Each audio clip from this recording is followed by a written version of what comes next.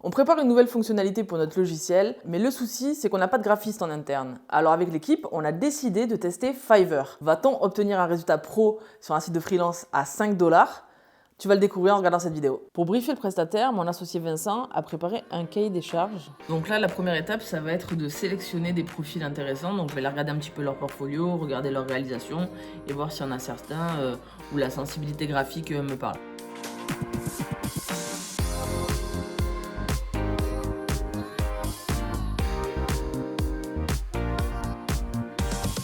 Donc ça y est, je leur envoie à tous un message. J'attends de voir donc si ils acceptent ce genre de mission. Et s'ils acceptent ce genre de mission, je leur enverrai le brief complet, l'ensemble des éléments graphiques de Your Charlie pour qu'ils puissent faire la presta. Et bien entendu, je commanderai la presta en ligne. Donc on est le lendemain. J'ai reçu une réponse des 3 premiers que j'avais contactés.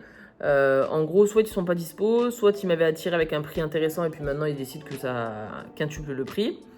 Donc du coup j'en ai contacté d'autres et je commence à recevoir de nouveaux devis, mais je n'ai toujours pas en fait passé ma commande officielle sur Fiverr. 2 jours plus tard, je commence sérieusement à me demander si c'est pas une fausse bonne idée que d'avoir choisi Fiverr pour cette mission.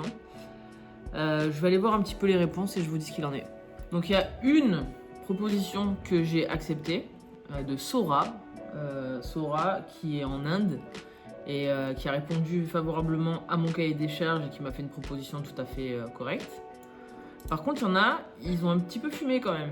Parce qu'ils ont sur leur fiche, ils me disent ça vaut 20 balles et quand je leur envoie mon cahier des charges, ils passent de 20 balles à 299. Alors attention, je minimise pas le travail que ça représente, mais comment tu passes de 20 € à 299 alors que ce que je leur demande est en gros 5 fois moins important que ce qu'ils vendent d'habitude. Donc pour l'instant, l'expérience Fiverr, elle est pas dingue. Je suis pas super satisfaite de ce qui se passe, mais je désespère pas. Donc j'ai réussi à passer une première commande. Je devrais recevoir d'ici quelques jours la première proposition, mais je m'étais dit que j'allais challenger 2 autres personnes.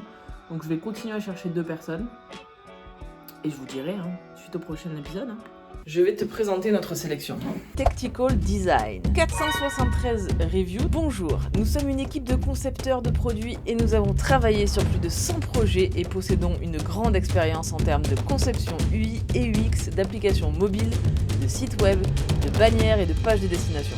On va pas se mentir, ce qui m'interpelle le plus, c'est 473 reviews avec une moyenne de 5 étoiles. Un élément pour moi de réassurance énorme qui fera partie de ma liste. Le deuxième de ma sélection, c'est Sorab Singh. Alors Sorab, c'est un UI UX designer dedicated to creating a beautiful user interface. Il vient d'Inde, il a 644 reviews et là aussi un scoring de malade, une moyenne de 4,9.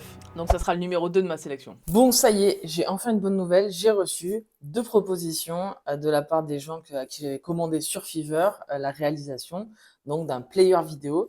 Vincent est avec moi. Hop. On va réagir en direct à ce que j'ai reçu. Donc la première, c'est Tactical Design. Donc ça, c'est le player quand on ne l'utilise pas. C'est before playing. Et ça, after playing. Il y a de l'idée. Donc là, c'est la deuxième proposition. Ouais. Celle de Sorab. C'est plus vraiment ce à quoi je m'attendais. Avec la petite image, le nom de l'entreprise en haut. Il a fait des variantes, tu vois. Celle-ci. Et il a fait un petit effort sympa, c'est d'intégrer dans une page pour qu'on arrive à se projeter. Je pense que je préfère celle-là. Donc en gros, on garde...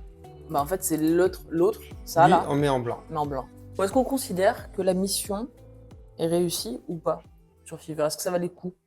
Disons que ça donne des idées, parce que des fois, quand on fait tout le temps le design, on choisit souvent les options de facilité, on fait toujours un peu les mêmes choses. Et disons que là, ça ouvre un peu l'esprit et ça donne d'autres pistes de design. Moi, de mon côté, j'ai retenu 3 leçons de mon expérience sur Fiverr.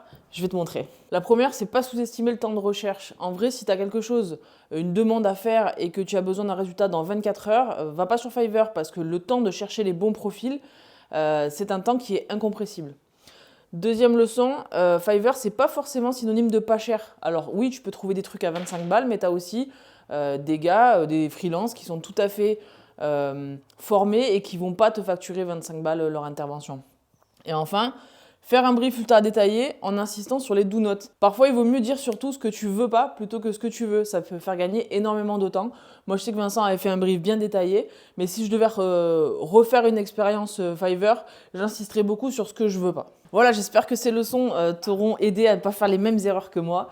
Allez, passe une bonne semaine, amuse-toi bien, travaille bien.